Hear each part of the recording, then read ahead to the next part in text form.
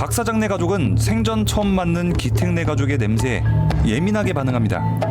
반지하에 살기 때문에 몸에 배어버린 눅눅하고 퀴퀴한 가난의 냄새는 박 사장 가족들에게 불쾌함을 줬으니까요. 박 사장은 탁자 밑에 기택의 가족이 숨어 있는지도 모르고 냄새가 난다면서 뒷담화를 합니다.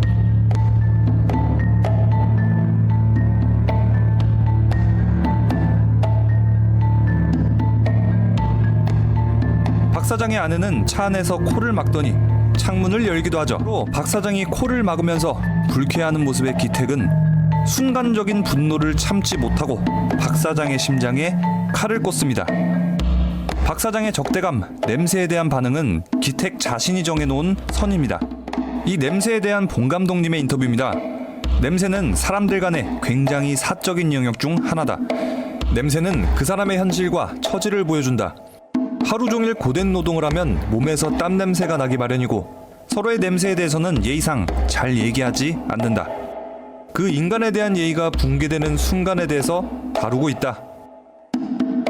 어떤 제약도 가하지 않고 어떤 비판도 가하지 않고 어떤 제한도 두지 않고 내버려두면 모든 어물전은 다 썩은 내를 풍기게 돼 있어요. 그 어물전론에서 눈에 띄는 게 비린내, 썩은 내, 냄새를 많이 언급하잖아요. 근데 영화 기생충 다들 보셨잖아요. 그리고 그렇지. 최근에 네. 영화 호프도 그 안에서 냄새가 굉장히 중요한 장치로 쓰이는데 반지하 그게 반에서, 어떤 예. 의미냐면 계급의 차이랄지 아니면 우리 쪽이 아닌 상대편을 가장 치욕스럽고 모욕적으로 비난하는 방식 중에 하나가 좋았다. 냄새라는 이거 좋다. 예. 장치거든요. 오, 예. 이거는 정말 영화나 그런 문학계에서는 그 냄새가 그런 식으로 쓰이거든요.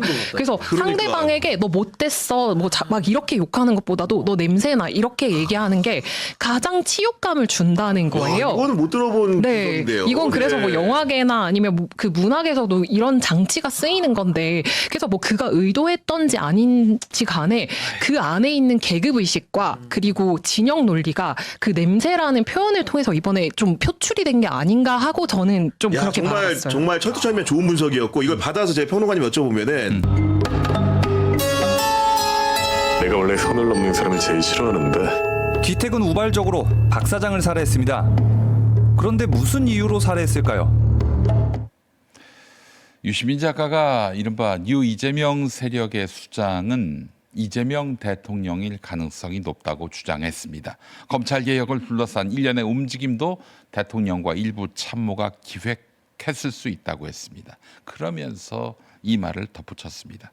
아무리 좋은 생선을 파는 어물전이라도 비린내가 난다면서 비판 없이 내버려 두면 결국 썩은 내를 풍기게 된다는 것입니다. 자신은 남들보다 먼저 그 냄새를 맡는 후각이 예민한 사람이다. 이런 말도 했습니다. 물론 권력은 비판받아야 합니다. 대통령도 예외일 수 없습니다. 그러나 권력을 비판한다는 명분이 모든 표현을 정당화하지 않습니다. 무엇을 비판하느냐만큼이나 상대를 어떤 언어로 묘사하느냐가 중요합니다. 막말 김용민이 이런 얘기해서 죄송합니다만은. 윤준식의 논문 냄새의 윤리학을 읽어봤습니다. 이 논문은 영화 기생충에 등장하는 반지하 냄새를 분석하면서 생존을 위한 원초적인 혐오와 사회적 약자에게 불결함을 투사하는 투사적 혐오를 구분합니다. 반지하의 냄새는 가난한 개인의 본질이 아니지요. 열악한 주거 환경과 구조적 불평등이 만들어낸 결과입니다. 그러나 부유한 사람은 그 냄새를 가난한 사람 자체의 속성으로 받아들입니다. 속성으로. 그 순간 냄새는 불평등의 결과가 아니라 사람을 구분하고 배제하는 낙인이 됩니다. 논문은 냄새 혐오가 자존감의 훼손과 인권 정의의 문제로 이어진다고 지적합니다.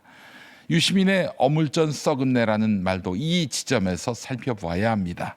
냄새의 비유는 결코 중립적이지 않습니다. 어떤 정책이 잘못됐다고 말하는 것과 그 정치에서 썩은 내가 난다고 말하는 것은 다릅니다. 냄새 난다라는 표현은 상대를 논쟁하고 설득해야 할 정치적 주체가 아니라 공동체를 오염시키는 불결한 존재로 규정합니다.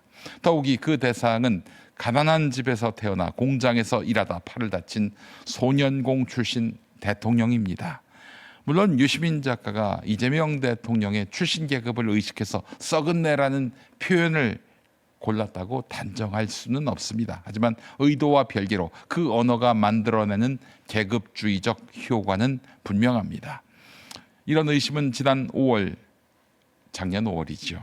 작년 5월 대선 당시 유시민 씨가 김문수 후보의 배우자 설란영 씨를 향해 쏟아낸 발언을 떠올리면 더욱 짙어집니다. 설란영 씨는 노동운동가 출신이며 또한 노동자 출신입니다. 그런데 유시민 작가는 김문수 후보를 학출 노동자, 그리고 설 씨를 찐 노동자라고 구분한 다음 설 씨가 김문수 후보와 결혼함으로써 자신이 고양되었다라고 느꼈을 것이라고 해석했습니다. 더 충격적인 말은 그 다음이었습니다. 유시민 씨는 유력 정당 대통령 후보의 배우자라는 자리가 설란영 씨의 인생에서는 갈 수 없는 자리라며 본인이 감당할 수 없는 자리에 올라 발이 공중에 떠 있다 이렇게 말했습니다. 영부인이 될 가능성에 대해서 제정신이 아닌 상태다. 이런 표현까지 덧붙였습니다. 이 말에는 명백한 계급적 위계가 깔려 있습니다. 노동자 출신 여성에게는 애초에 갈 수 없는 자리와 같은 그런 자리가 이제 영부인 자리란 것이죠. 그 자리는 갈 수 없는 자리다 이런 이야기예요. 그 여성이 대통령 후보 배우자가 된 것은 민주주의가 열어준 가능성이 아니라 자기 분수를 넘어선 비정상적인 상승으로 묘사되고 있는 것이죠. 대학을 나온 지식인 남성은 노동운동을 거쳐서 대통령 후보가 될 수 있지만 찐 노동자 출신 여성은 그 배우자의 자리조차 감당할 수 없다는 것입니다. 이것이야말로 개인의 능력과 삶을 출신 계급으로 재단하는 전형적인 엘리트주의입니다. 설란영 씨에게는 당신의 인생에서 갈 수 없는 자리라고 말하고 소년공 출신 이재명 대통령을 향해서는 그 주변 정치에서 썩은 내가 난다라고 말합니다. 두 발언은 서로 무관한 실수가 아닙니다. 사회적 상승을 이룬 노동자 출신 인물을 대할 때 반복해서 나타나는 하나의 시선을 보여주고 있는 것입니다. 지식인인 자신은 사람의 수준과 자격, 냄새까지 판별할 수 있다는 계급적 우월성을 표출한 것입니다. 최근 유시민의 공세도 점차 수위를 높여왔습니다. 처음에는 이재명 정부를 다시 지어야 한다는 재건축론으로 비유했습니다. 이어서 이재명 정부가 실패할 것이라는 필패론을 내놓았습니다. 이제는 뉴 이재명의 배후가 대통령이며 검찰개혁 과정의 혼선까지 대통령이 기획했을 가능성이 크다고 주장합니다. 정책 비판에서 시작해서 정부의 실패를 예언하고 다시 대통령을 은밀한 기획의 배후로 지목한 뒤 마침내 썩은 내라는 혐오의 언어를 뒤집어 씌운 것입니다. 더 큰 문제는 자신을 후각이 예민한 사람으로 설정했습니다. 기생충에 나오는 이선균 씨가 맡았던 박사장 같은 존재라 이런 얘기인가요? 나는 남들이 맡지 못하는 부패의 냄새를 먼저 맡지만 나를 비판하는 사람들은 권력에 취해서 냄새를 맡지 못한다는 그런 구도입니다. 이것은 일종의 후각의 엘리트주의입니다. 자신의 의심을 특별한 통찰로 포장하고 반론을 제기하는 사람을 둔감하거나 맹목적인 추종자로 만들어 버립니다. 그러나 민주주의에서 필요한 것은 예민한 코가 아니라 정확한 근거입니다.